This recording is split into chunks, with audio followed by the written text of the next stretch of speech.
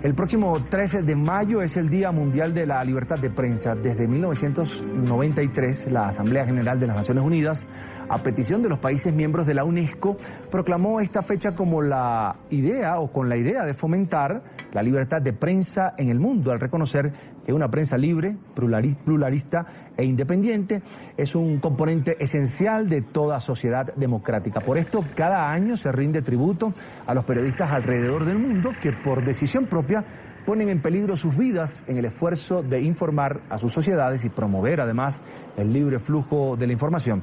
Según la organización Freedom House, la libertad de prensa está en su nivel más bajo en los últimos 12 años. En la región, las naciones que gozan de prensa restringida, censurada, prensa no libre son Ecuador, Venezuela, Honduras, Cuba y México. Justin Thomas es portavoz del Departamento de Estado de los Estados Unidos, nos acompaña desde Miami, Florida, para conversar sobre este tema. Una buena tarde, gracias por estar con nosotros.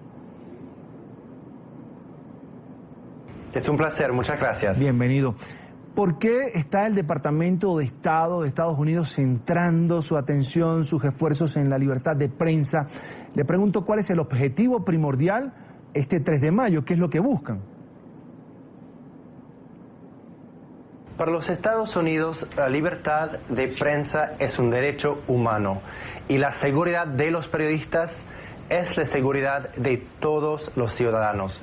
Es por eso que Estados Unidos lanzó esta campaña ya hace varios años, Libere la Prensa, que reconoce el caso todos los años de 7 periodistas que están encarcelados por ejercer su profesión de periodistas y también que culmina en el día 3 de mayo, que es el Día Internacional de la Prensa. Estados Unidos tiene varios programas alrededor del mundo, en muchos países, que reconocen la importancia de la libertad de la prensa, de la importancia de ese trabajo y que apoya al periodista de varias maneras. Ahora, señor Thomas, ¿puede Estados Unidos sancionar a los países en los que la censura a la prensa es el plato de cada día y pues una situación evidente como lo es en Venezuela, por ejemplo?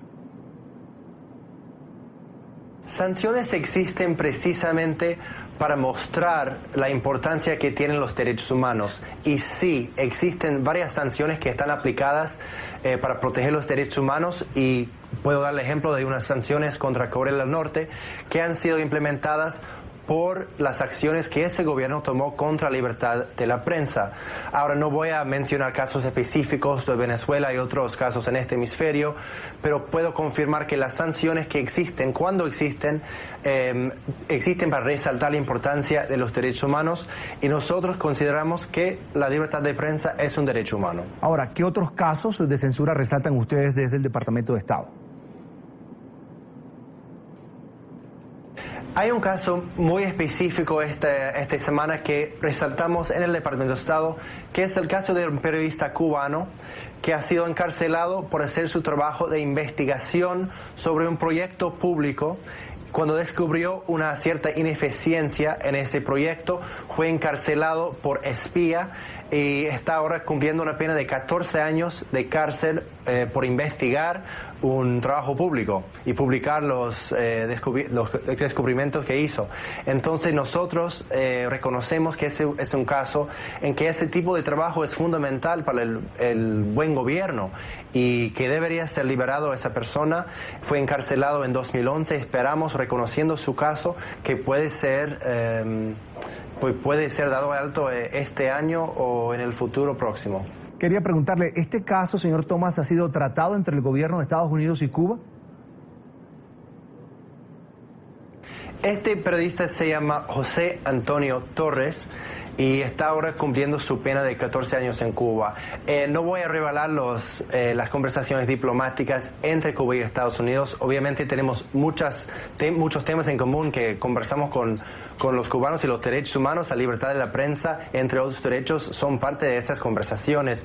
Pero en esta ocasión, en esta campaña, estamos reconociendo públicamente y dando el nombre de ese periodista para mostrar la importancia de este caso y todos los otros casos parecidos que existen en este hemisferio y en todo el mundo. El caso de NTN24 será mencionado por ustedes, por el Departamento de Estado. En esta ocasión se hablará de esa censura que el gobierno de Maduro impuso a nuestra señal en el año 2014. Bueno, NTN24, como nosotros sabemos, fue reconocido hace un par de años por el Departamento de Estado precisamente por la cobertura que da a la situación en Venezuela y la censura de ese canal en Venezuela. Ahora, este año, para las Américas, destacamos el caso del periodista cubano, pero quiero dejar muy claro que esa lista que forma parte de esta campaña Libera la Prensa no es una lista completa de todos los casos de violaciones o detenciones en todo el mundo, sino son casos específicos. Y reconocimos en el pasado en NTN24, este año reconocimos en las Américas el periodista cubano, entre otros periodistas en otras regiones, y esperamos, dando esos ejemplos, crear un modelo en que todo el mundo puede hablar no solamente de ese caso, sino todos los casos de opresión o represión en el mundo contra los periodistas. Y NTN24 sigue siendo un caso de interés para el gobierno de los Estados Unidos, y obviamente la situación en Venezuela también nos preocupa, y estamos acompañando muy de cerca esa situación para los periodistas y para la ciudadanía en Venezuela. Pero ¿de qué manera exactamente están acompañando esa situación? Bueno, Estados Unidos considera la libertad de la prensa un derecho humano, y es por eso que nosotros incluimos reportajes sobre la situación de los periodistas en todo el mundo en nuestro informe anual al Congreso sobre los derechos humanos. Está considerado una parte fundamental, primordial de esa situación de los derechos humanos en el mundo. El Congreso americano lo acompaña a través de ese informe, y obviamente también el Departamento de Estado, nuestra embajada y el propio presidente Obama acompaña la situación de los periodistas en todo el mundo a través del trabajo que hace nuestra embajada en Venezuela y las embajadas en todos los capitales del mundo, reportando sobre la situación de los periodistas en esos países. Señor Thomas, ¿cuál es justamente la petición de Estados Unidos a esos países donde es casi imposible ejercer la profesión del periodismo hoy en día?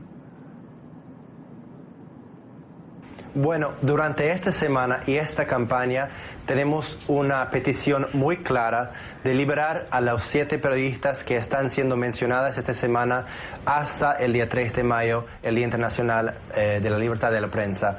Ahora, trabajamos en nuestras embajadas en casos específicos, como es el caso de Venezuela, hablando siempre con los gobiernos sobre lo que nosotros nos gustaría de ver en términos de respeto a los derechos humanos y respeto a la situación en general. Con Venezuela tenemos obviamente preocupaciones muy graves, pero estamos siempre expresando nuestra preocupación al gobierno y también al público cuando vemos que los derechos humanos de los venezolanos no están siendo respetados. Y esperamos, llamando la atención del mundo y también de los estadounidenses a estos casos, podemos mejorar la situación para los periodistas en todo el mundo. Tengo una consulta más, señor Thomas. En este momento México es considerado uno de los países más peligrosos precisamente para ejercer esta profesión del periodismo. Vimos esta semana el caso de otro colega, de otro periodista asesinado, esta vez en la puerta de su casa. Y quería preguntarle, desde el Departamento de Estado, ¿han estudiado lo que ocurre en este país, este fenómeno? Sí, sin duda estamos también siguiendo esos casos, y eso demuestra un punto clave. De hecho, los ataques contra los derechos de los periodistas no solamente vienen de gobiernos, sino muchas veces vienen de actores no estatales, como es el caso muchas veces en México, en Centroamérica y en otros países del mundo. Pero nosotros también tenemos proyectos, y puedo citar un proyecto muy específico en México que trabaja para capacitar a los periodistas en cómo proteger su seguridad, no solamente física, sino también su seguridad digital. Esos programas existen en México y en otros países para enseñarles, capacitarles a los periodistas cómo pueden ejercer su profesión de una manera más segura y protegerse contra los ataques. Pero como la libertad de la expresión y la libertad de la prensa es un derecho humano, tenemos que proteger ese derecho en todos los casos cuando no está siendo respetada. Eso incluye represión por parte de los gobiernos y obviamente también ataques contra los periodistas y su seguridad física. En pantalla, Justin Thomas es vocero del Departamento de Estado de los Estados Unidos. Gracias por estar con nosotros estos minutos aquí en la tarde fin de semana de NTN24. Bueno, muchas gracias a ustedes. Hasta la próxima, siempre bienvenido.